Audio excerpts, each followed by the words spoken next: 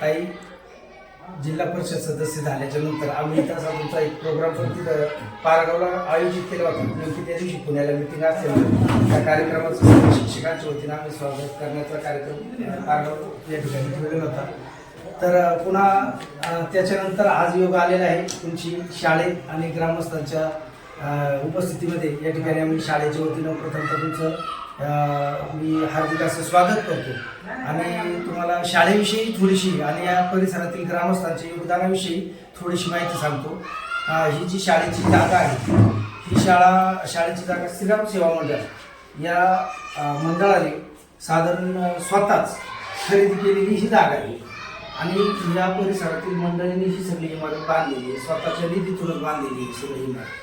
म्हणजे लिंगावकर ग्रामस्थ असतील आणि बागवाडीचे सर्व ग्रामस्थ असतील यांच्या सर्वांच्या योगदानातून ही शाळा 1998 साली तयार झालेली. त्यावेळेला इथे एक समोर वडा होता आणि इथल्या मुलांना जायला यायला थोडंसं लांब अंतर होतं आणि त्या काळामध्ये स्कीमच होत्या SSC अंतर्गत वगैरे की माळ्यांवरती शाळा तयार करण्याचं. त्या काळात ह्या शाळा तयार झालेल्या.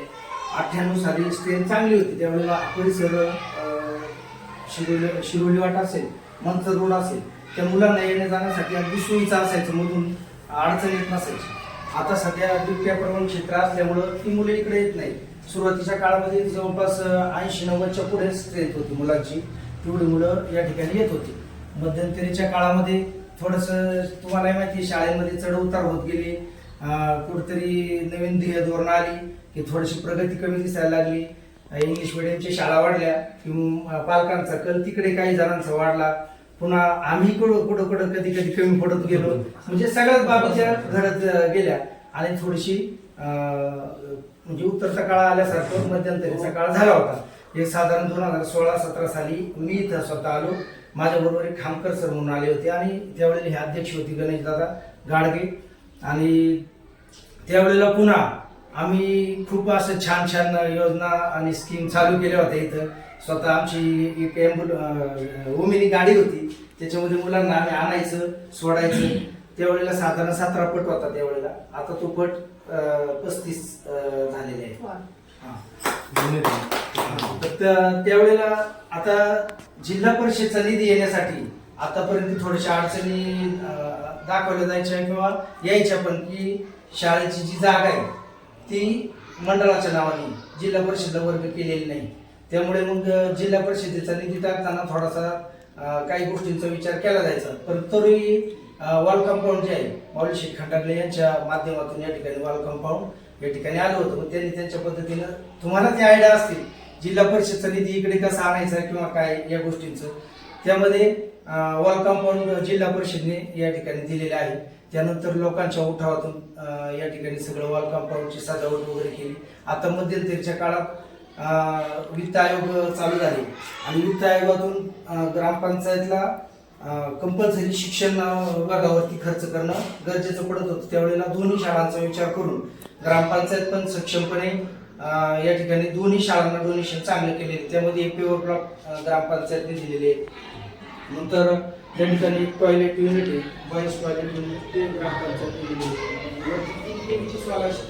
आता हे सर्व चालू पूर्ण सोलारवरती, सगळे फॅन वगैरे सगळे सोलारवरती चाललेले असतात. पुन्हा आता शिक्षण विभागाकडूनच एक स्वयंपाकगृह पण आलेलं आहे. आता मध्यंतरीच्या काळामध्ये शाळा डिजिटल करण्याचं सगळीकडे हे झाल्याच्या नंतर इथे जे ग्रामस्थ आहेत यांना घेऊन आपण शाळा विजिटला गेलो. त्यावेळेला एका संगणकावरती बरेच संगणक जोडून संगणक कक्ष तयार केलेले असायचे. परंतु इथले काही इंजिनियर होते, त्यांच्या डोक्यात वेगळ्याच कल्पना येत होत्या. ते म्हणले एकदा संगणकाचं काम म्हणजे संगणक करून दिले ते 1-2 वर्षांनी पुन्हा ती सिस्टम जुनी होत चालली. असं काहीतरी करायचं की ती 10 वर्ष त्याच्याकडे पाहायची गरज पडणार नाही. मग त्यांनी दोन्ही वर्गामध्ये इंटरॅक्टिव्ह बोर्ड या ठिकाणी दिलेले आहे. त्याचा अनावरण कार्यक्रम पण 2 वर्षापूर्वी या ठिकाणी चांगल्या मोठ्या स्वरूपात पार पडलेले आहेत. शाळा व्यवस्थापन समितीचे अध्यक्ष संजयजी गाडगे आणि उपाध्यक्ष राजेंद्रजी काटे आहेत. तर डिजिटल बोर्ड त्यांनी हे करून दिले आणि त्याच उठावामध्ये सगळ्या 3 वर्गांच्या खोल्या फरशा ह्या चेंज केलेल्या आहेत, म्हणजे अशा अद्ययावत फारशा चेंज केलेल्या आहेत तिथल्या.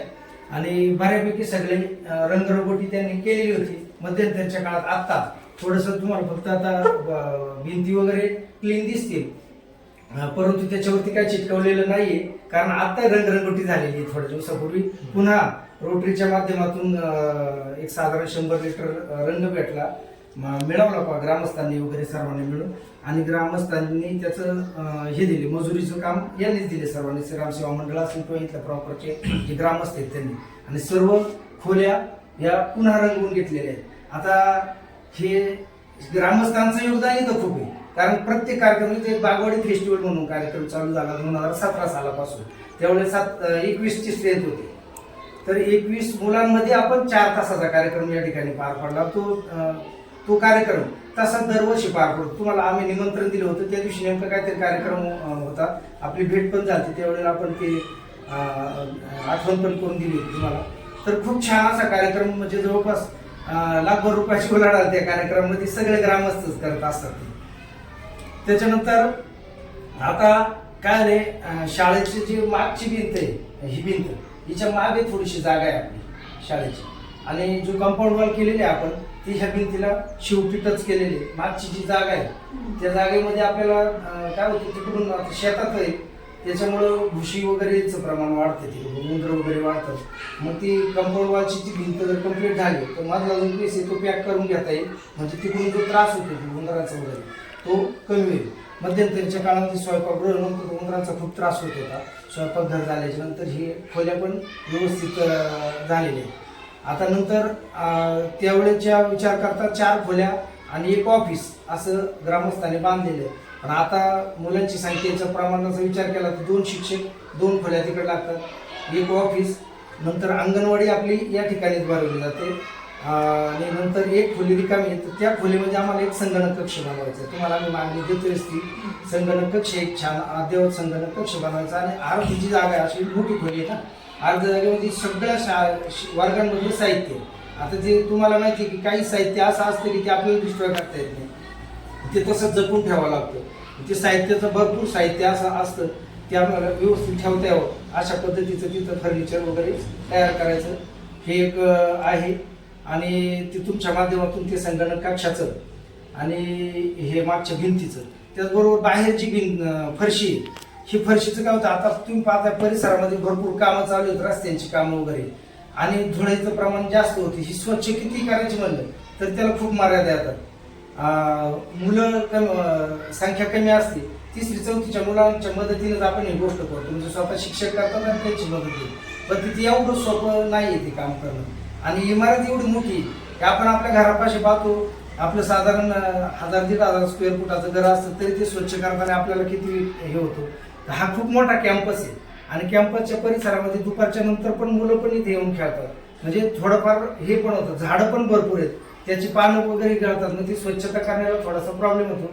मग ही जी फरशी ही जर व्यवस्थित असेल की जेणेकरून पाणी त्याला मारलं, थोडंसं क्लिनिंग करणं, ही पार पूर्ण घासून काढायला लागते. आम्हाला STP आणून आम्ही त्या हे करतो, ग्रामस्थांच्या मदतीमध्येच हे सगळेजण घेऊन येतात STP, आणि STPनं स्वच्छ करून देतात. मग त्याला मारता येतात ना, असं तर प्रत्येक वेळेला तो उपलब्ध होईल असं काय नाही.